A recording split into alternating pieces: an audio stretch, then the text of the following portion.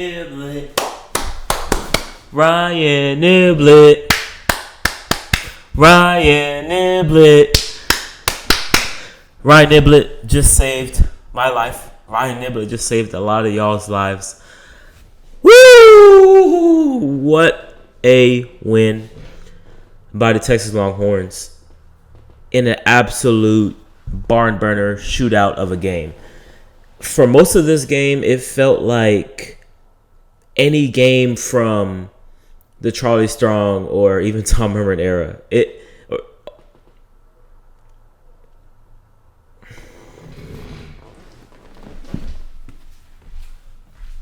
Ryan Niblett. Ryan Niblett. Ryan Niblett. Let's go! Texas. I don't know how they did it, but they find a way to beat Mississippi State 45-38 in a game that felt like, honestly, early first couple years Steve Sarkisian type of game, or even like a Tom Herman type of game where we play down to the competition and we don't know how to play on the road and things aren't clicking. When it's not one thing, it's another. And honestly, when Shapen flipped that pass to Booth and he took it to the house like 70 yards and they went up 38-21, I wasn't watching the game anymore. I'm going to be real. I'm a diehard fan, but I couldn't take it. I couldn't, because for this whole season, we're like, okay, the defense is going to carry us through the season, right? As our offense tries to figure it out. And it was kind of the complete opposite, but up to that point, our defense, super soft coverage, and gave up a lot of easy access throws to Mississippi State. And yeah, they're a tough offense to defend at times. You know, that veer and shoot can be really difficult once they get going and they go no huddle. They got you on your toes, and it's real tough. But our defense couldn't get stops, couldn't get off the field, and I thought it was over. I thought we were going to have a third loss. I thought we were going to get blown out of the building, and there was going to be a lot more talk with the news we saw from Steve Sarkisian this morning. Not sure how true that is. I'm not going to get into that now, but what a way for the guys to fight back. The offense opens up the passing game, and Arch looks sharp. He looks a lot better when we just open things up. This isn't the first time this has happened. Ryan Niblett returning a punt back for the second time in 3 games, and this is the third straight game where he's been absolutely magnificent and, quite frankly, has won us a couple of games. The OU game, I feel like we would have won even without the punt return, but that just kind of put the icing on the cake. Last week against Kentucky, we're in the tie ball game. We go down the field. We get 2 big punt returns from Ryan Niblett to go down the field. We end up scoring 10 points. 10 of our 16 points came off of Ryan Niblett punt returns that got us in the red zone.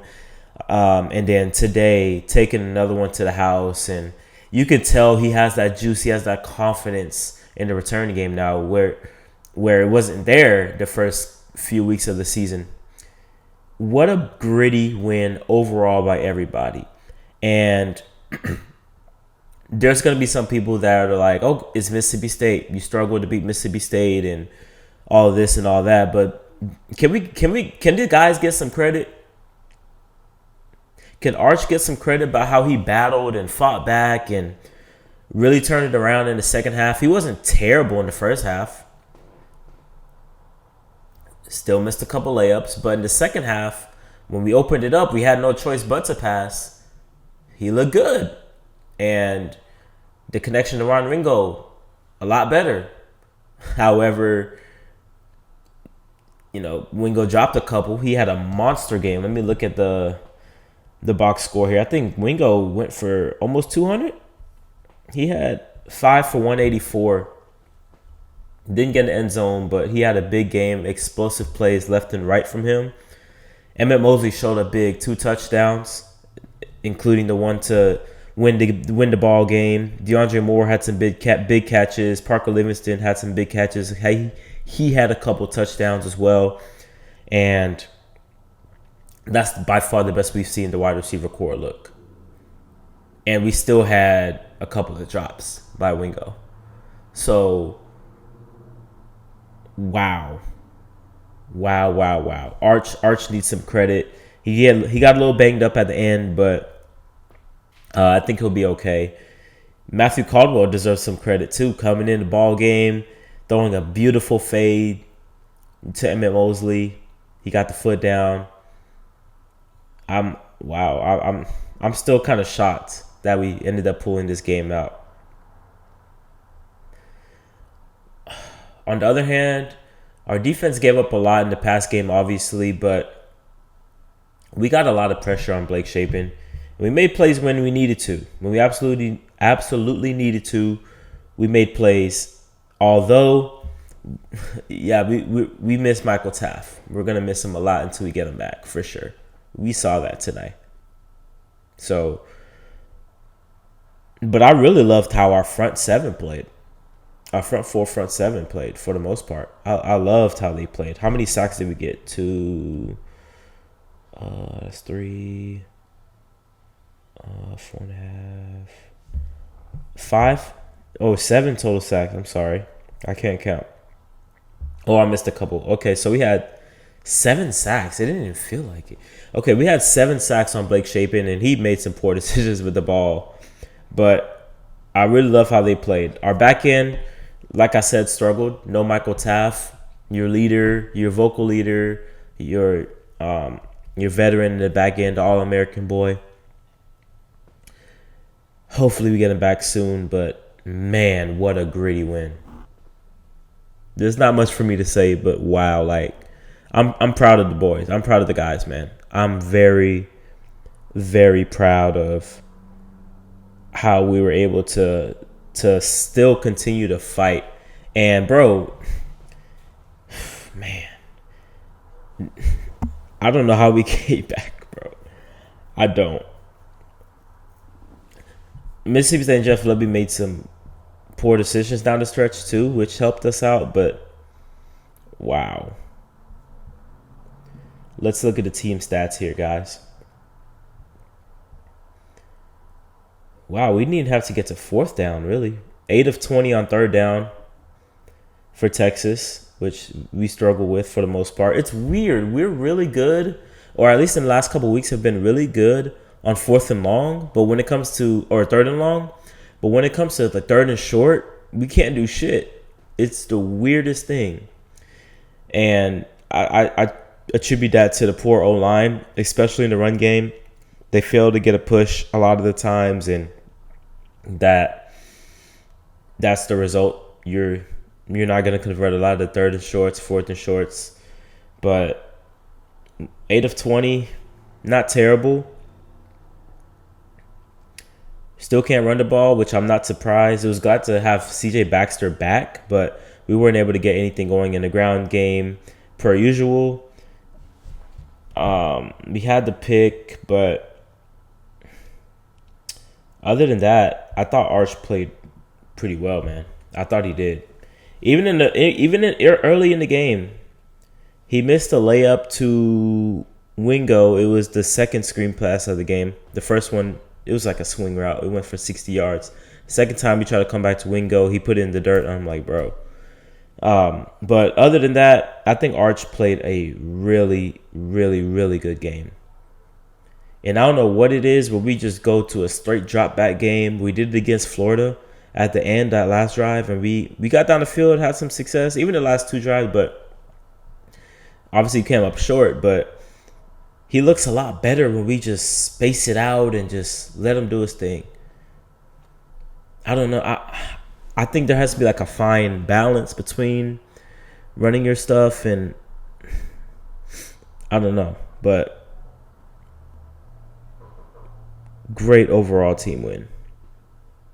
My whole mindset this entire time has been keep your head above water. We have 1 conference loss. It's not the end of the world. Although it seems like the end of the world to the national media and the pundits, because how we've struggled offensively. But after all this, offensive struggles, Arch throwing balls in the dirt and missing guys, missing the layups. If he doesn't miss the layups, Ryan Mingo's dropping passes. If Ryan Mingo's not dropping passes, then the O-line is miscommunicating in protection. Or we can't run the ball. After all this, Sark's play calling being questionable. After all this, Texas is 6-2, 3-1 in the conference, and they control their own destiny. We survived this crazy, insane, unprecedented road stretch where we play 4 games in a row outside of Austin. Bro, we haven't played at home since, September 27th? And it's going to be November the next time we play at home against Vanderbilt, top 10 team. For us to go 3-1 in that stretch, where we're on the road for 4 straight games, in the SEC, in the big, bad SEC, and go 3-1, that's pretty good. How many teams can you say can go on the road 4 times in a row and be 3-1? Not the greatest of teams. We shouldn't even lost to Florida. Should be 4-0, but 3-1, I'll take it. With all of our struggles, to go 3-1 in that stretch, yeah, I'll take it. Now we go home. Hopefully that gives us a sense of rejuvenation, rejuvenates us a little bit and gets us going. And that propels us in a game against a top 10 Vanderbilt, who's probably going to be like 9, 8, or 7, something like that by the time we play them. It's going to be a top 20 matchup. Texas is in a good spot now. Despite everything, it feels like the world is falling. I don't want to talk about it too much, but Texas technically controls their own destiny to not only the SEC championship game, but to the playoff. Now, do I think we're going to make the playoffs? If I'm being honest, no. But if you take it one game at a time, which we have, and every game after the Florida game has been a playoff game for us. We've been in some wars.